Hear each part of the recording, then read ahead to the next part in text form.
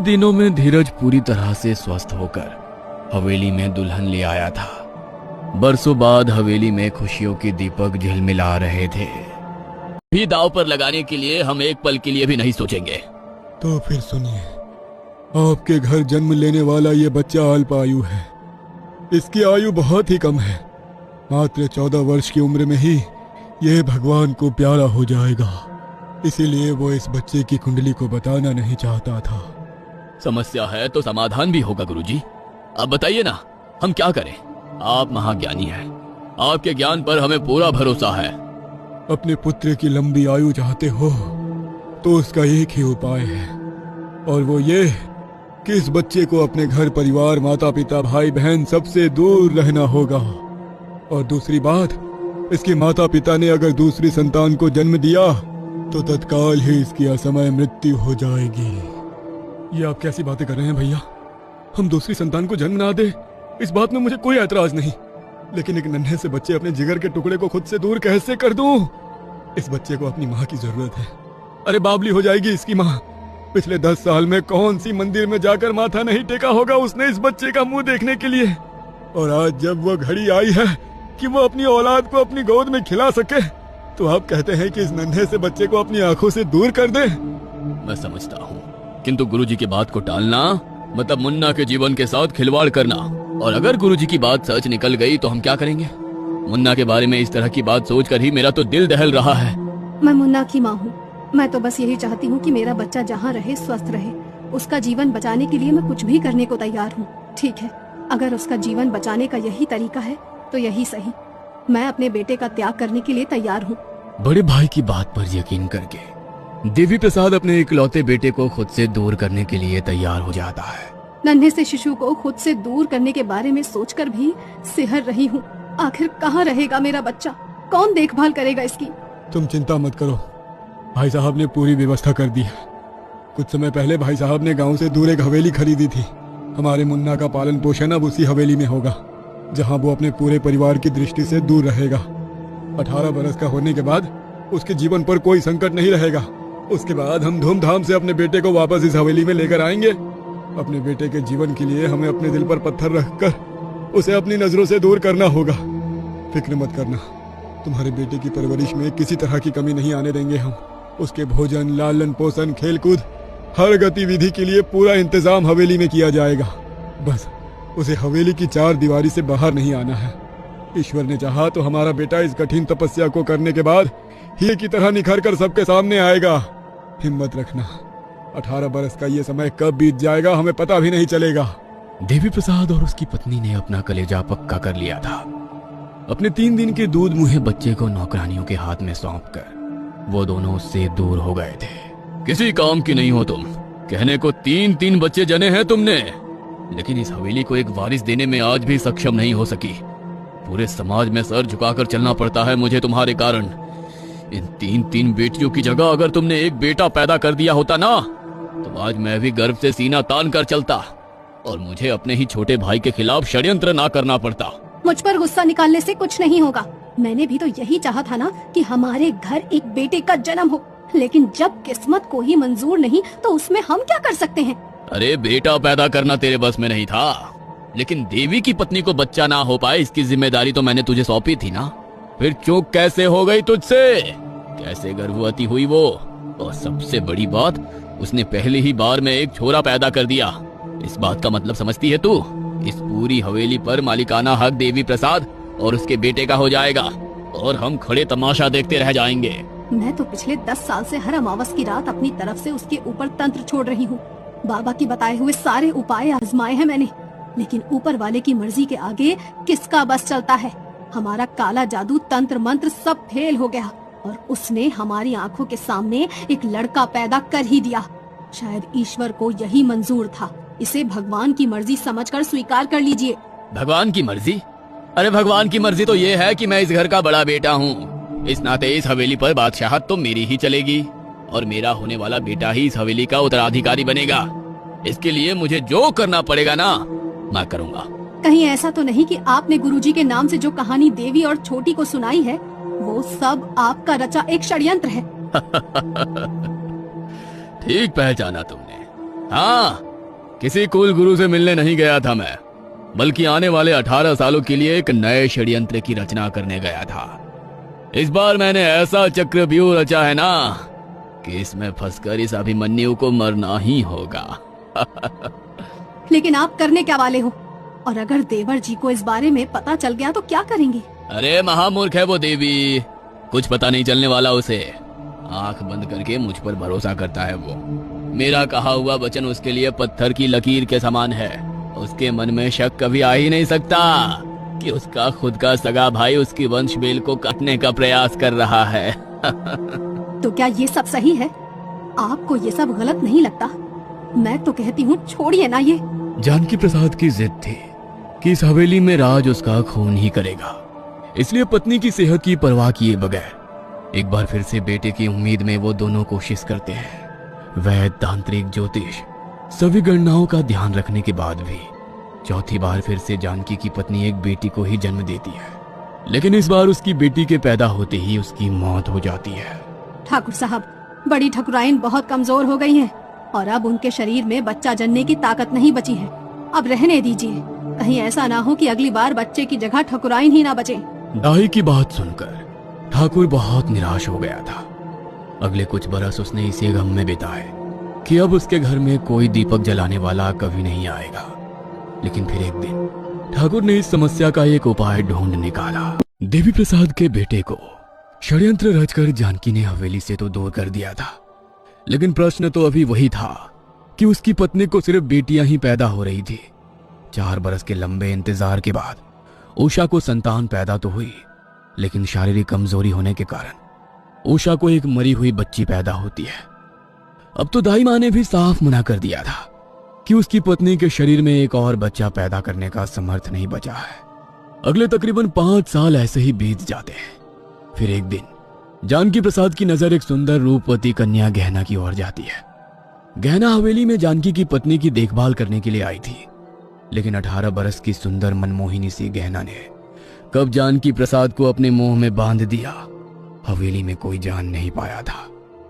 एक और जानकी के मन में एक बेटा पाने की आस थी, और दूसरी ओर इस समय गहना का उसके जीवन में आना। जानकी को यह ईश्वर का दिया हुआ संकेत समझ में आ रहा था। देखो, हवेली में तुम्हारा जो स्थान पहले था आगे भी वही रहेगा, लेकिन मुझे इस हवेली के लिए एक वारिस की जरूरत है, और सच तो ये है कि वो वारिस मुझे तुमसे नहीं मिल सकता। देवी का बेटा 11 साल का हो गया है, कुछ सालों की बात है, उसके बाद वो वापस हवेली में लौट आएगा। मेरी बरसों की मेहनत बर्बाद हो जाएगी, इसलिए मैंने दूसरा ब्याह करने का निर्णय लिया है। गहना भी ब्याह के लिए तैयार है, तू भी खुशी खुशी इस ब्याह के लिए मान जाएगी तो अच्छा होगा, वरना मजबूरन मुझे तुझको तलाक देकर दूसरा ब्याह करना होगा। जानकी की बात सुनकर बड़ी ठकुराइन भीतर तक कांप गई थी। कैसी बात कर रहे हैं जी आप? अरे अपनी बेटियों के बारे में तो सोचिए। बेटे के मुंह में इतने अंधे हो गए हैं कि अपनी जनी बेटियों की भी कोई फिक्र ना है आपको। बेटियां जवान हो रही हैं आपकी, उनके सामने अपने से आधी उम्र की लड़की को अपनी दूसरी औरत बनाकर घर में बैठाएंगे आप? क्या असर पड़ेगा बच्चियों पर? बच्चियों को भी समझ में आना जरूरी है कि समाज में एक बेटे का रुतबा क्या होता है। और मैं कोई गलत काम नहीं कर रहा, पूरे रीति रिवाज के साथ दुल्हन बनाकर घर में लाऊंगा उसे। अपने वंश को आगे बढ़ते देखने में गलत ही क्या है? जानकी की पत्नी ने पति को समझाने की बहुत कोशिश की, लेकिन जानकी के सर पर तो इस समय एक वारिस पाने का ऐसा जुनून सवार था कि उसे उसके आगे सही गलत धर्म अधर्म कुछ दिखाई नहीं दे रहा था। पत्नी उषा के समझाने के बाद भी जानकी प्रसाद गहना के साथ दूसरा ब्याह रचा लेता है। इधर उषा की हालत फन कुचली नागिन की तरह हो गई थी। तुम्हारे अहम को तुष्ट करने के लिए मैंने सही गलत सोचे बिना हर परिस्थिति में तुम्हारा साथ दिया। इतने बरसों के त्याग, प्रेम और समर्पण का ये सिला दिया आपने कि आज इस घर में सौतन लाकर मेरे सर पर बैठा दी। मैं भी सौगंध लेती हूँ कि जिस पुत्र के मुंह में आपने मेरा तिरस्कार किया है ना, वो पुत्र इस जन्म में तो आपको नहीं मिलेगा। उषा इस समय मानो खून के आंसू रो रही थी। अपने जख्मों पर मरहम रखने के लिए वो एक बार फिर काला जादू करने वाले उन्हीं अघोरी बाबा के पास पहुंच जाती है, जिनकी मदद से उसने पिछले 10 सालों तक अपनी देवरानी को संतान सुख से वंचित रखा था। बाबा, मेरे पति ने बेटे के मुंह में दूसरा ब्याह कर लिया है।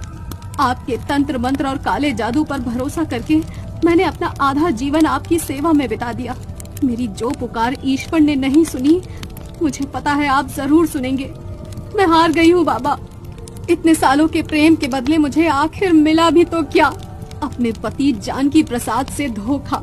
ठीक है, आपके तंत्र ने मुझे एक बेटे की माँ तो नहीं बनाया, लेकिन अब कुछ ऐसा करिए कि वो गहना भी ठाकुर साहब के बच्चे को जन्म ना दे, क्योंकि अगर उसने सच में एक बेटा ठाकुर साहब को दे दिया तो इस हवेली में मेरी कीमत दरवाजे पर खड़े पालतू कुत्ते के समान हो जाएगी। तेरा कष्ट मैं समझता हूँ। मैं मानता हूँ तेरे तंत्र में कुछ तो चूक हुई, जिसके कारण तेरी देवरानी को पुत्र प्राप्त हो गया, लेकिन इस बार कोई चूक नहीं होगी। यह शमशान भूमि में तंत्र क्रिया करने के बाद जलते मुर्दे से ली गई राख है। मैं इस राख पर मंत्र पढ़कर दूंगा। तुझे बस ये राख किसी तरह अपने पति को पिलानी है। उसके बाद चाहे जो हो जाए, तेरे पति को संतान नहीं हो सकेगी। बाबा की बात सुनकर उषा के चेहरे पर चमक आ गई थी। उसी रात उसने जानकी को बाबा की दी हुई राख दूध में घोलकर पिला दी। साल दर साल बीतते गए, लेकिन जानकी के हाथ सिर्फ और सिर्फ निराशा ही लगी। खुद से आधी उम्र की लड़की से शादी करने के बाद भी उसे एक बेटे का बाप बनने का सुख नहीं मिल पाया था, बल्कि गहना से तो उसे कोई संतान ही पैदा नहीं हुई थी। समय बीता और देवी प्रसाद के बेटे धीरज के वापस हवेली में लौटने का समय नजदीक आ गया था। मालती और देवी प्रसाद तो खुशी से बावले ही हुए जा रहे थे। पूरी हवेली के कोने कोने को दिए से रोशन कर दिया था उन्होंने।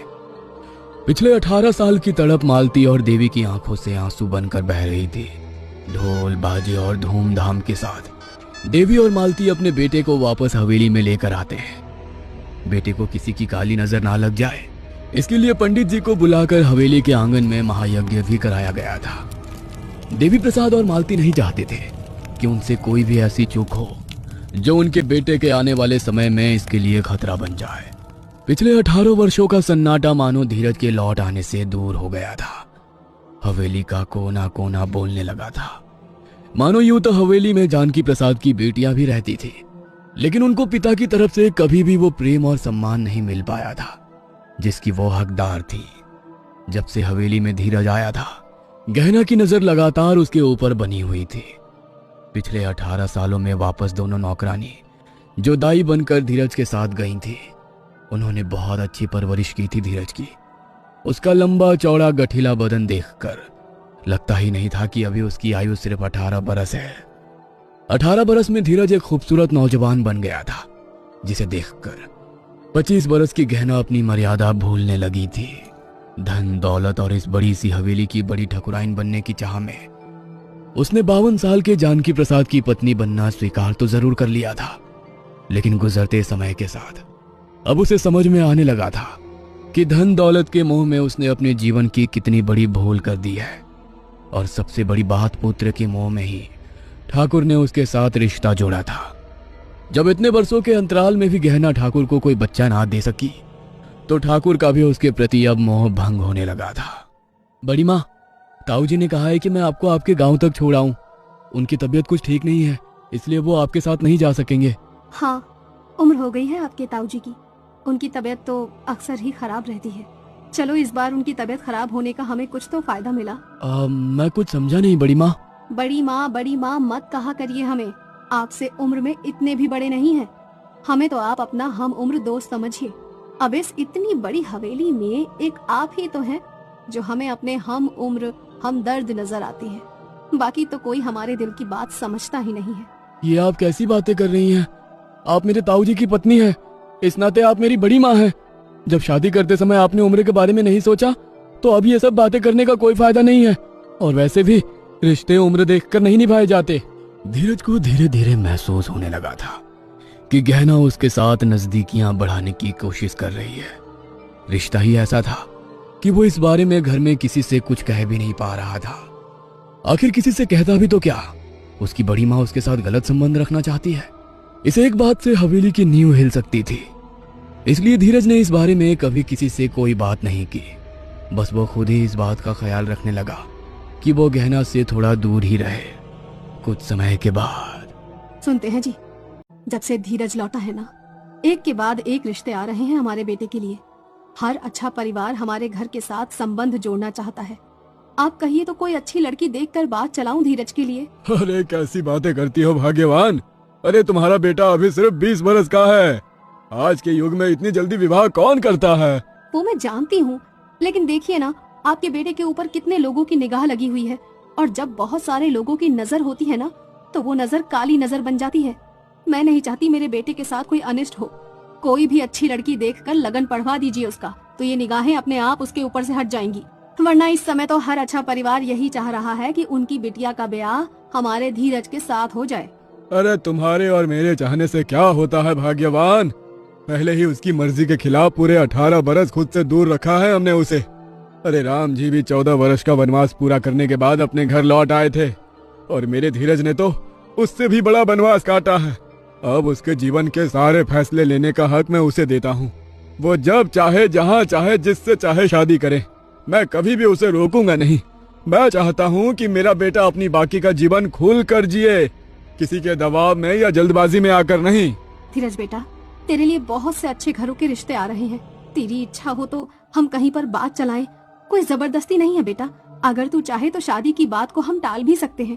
इधर धीरज पहले ही गहना के बढ़ते कदमों के कारण मन ही मन बहुत बेचैन था, इसलिए जब उसने शादी की बात सुनी तो वो झट से तैयार हो गया। अब ठीक है माँ, मुझे कोई समस्या नहीं है।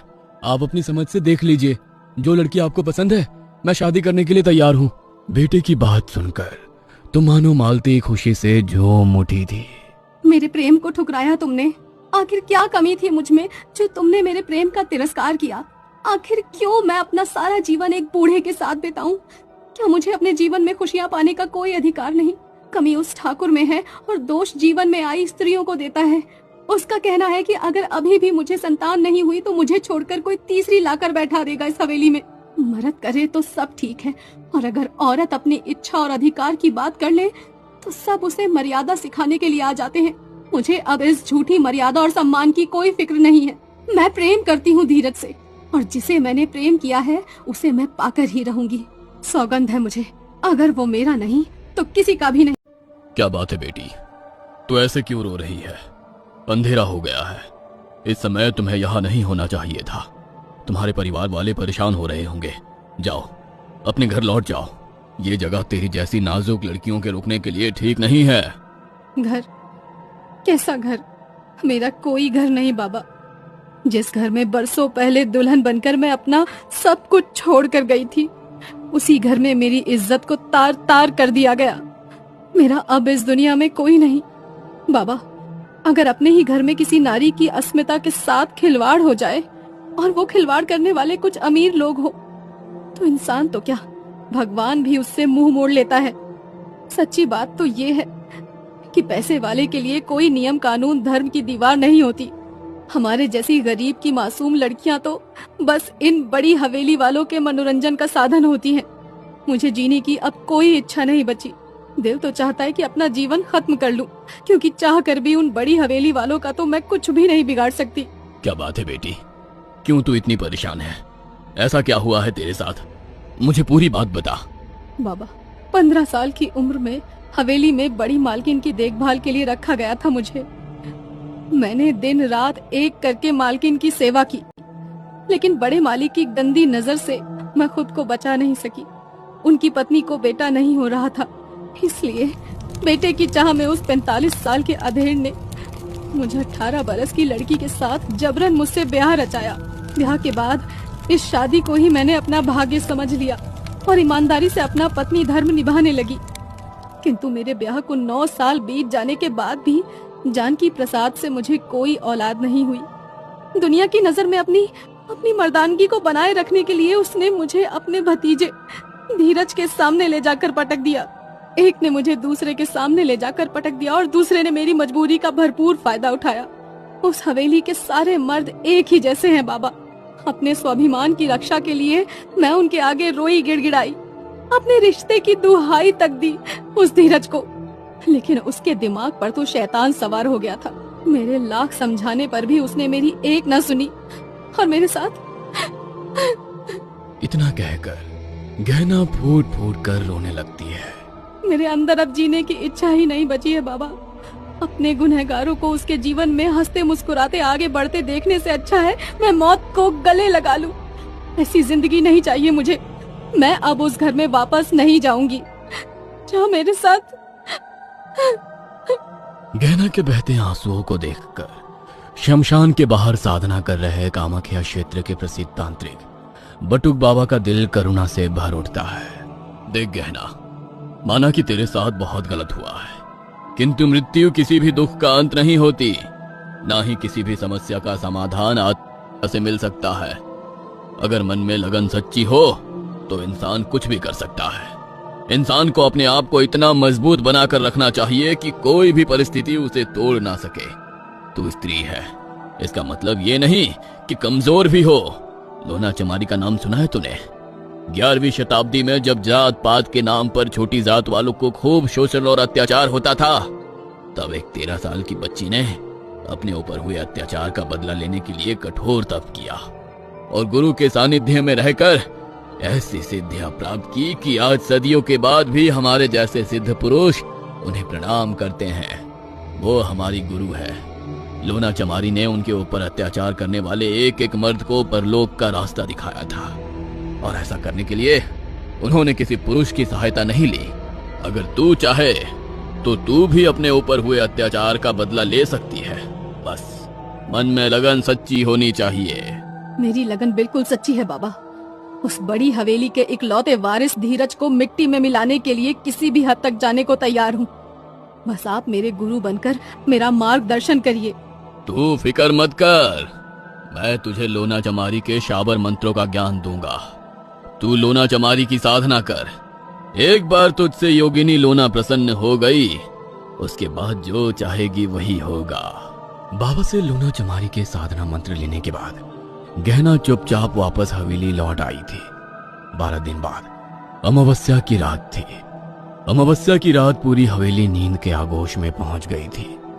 गहना चुपचाप उठी और बाबा की बताई हुई सामग्री को एकत्रित करने के बाद सीधा शमशान भूमि की ओर चल पड़ी। शमशान भूमि पहुंचने के बाद उसने घने पेड़ के नीचे आसन बिछाया और सामने लाल रंग का वस्त्र बिछाकर उसके ऊपर बाबा की दी हुई गुरु गोरखनाथ की तस्वीर लगा दी। इसके बाद उसने एक पत्थर में एक लड्डू, पान, 2 लौंग इलायची और 7 तरह की मिठाइयां रखकर थाल सजा दिया। इतना करने के बाद गहना ने बाबा का बताया हुआ लोना चमारी को साधना वाला शाबर मंत्र पढ़ना शुरू किया और 1008 बार उस मंत्र का पाठ करना शुरू कर दिया। पाठ शुरू करने से पहले गहना ने अपने चारों ओर एक सुरक्षा चक्र बना लिया था, क्योंकि बाबा ने उसे बताया था कि लोना चमारी तंत्र की महायोगिनी है। इसलिए उनकी सिद्धि करते समय उनके साथ साथ कुछ भटकती हुई प्रेत आत्माएं और पिशाच इत्यादि भी वहां पर प्रकट हो सकते हैं। यदि सुरक्षा घेरा ना बनाया जाए तो वो साधक को नुकसान पहुंचा सकते हैं। बाबा की बातों को ध्यान में रखकर गहना मध्य रात्रि से लेकर ब्रह्म मुहूर्त तक शमशान भूमि में बैठकर लोना चमारी की साधना करती रहती है, किंतु उसे ऐसा कोई भी संकेत नहीं मिलता जिससे पता चले कि उसकी साधना पूरी हो गई है। उदास मन से गहना पत्तल में रखा हुआ भोजन का सारा सामान एक पत्थर पर सिंदूर चढ़ाने के बाद वहां रख देती है। अगले दिन गहना एक बार फिर से साधना शुरू करती है। साधना समाप्त करने के बाद उसने देखा कि पत्तल में रखा हुआ लड्डू, मिठाइयां और पान अपने स्थान से गायब हो गया है। ऐसा